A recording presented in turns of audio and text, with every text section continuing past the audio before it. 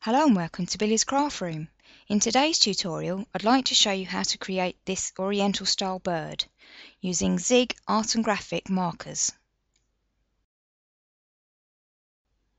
For this project, I'm using Zig Art and Graphic markers. You could use any brush tip pen, but I've chosen these because they're flexible rubber nibs. It gives a Chinese brush style effect to the ink.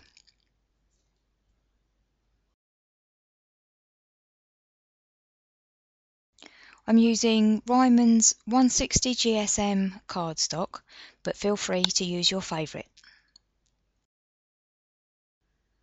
To create your bird, you're going to make 2 upstrokes to create the wings.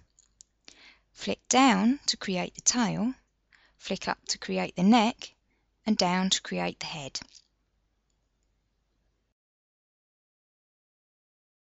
Once again, flick up for the wings, down for the tail, up for the neck, and down for the head.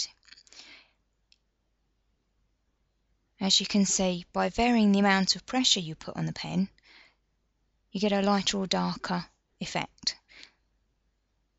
Flick up for the wings, down for the tail, up for the neck, and down for the head. By changing the angle at which you place these marks, you'll be able to alter the direction of your bird's flight. Do give these techniques a try using your favourite markers, but if you like the fade in, fade out effect, I highly recommend the Zig Art and Graphic marker.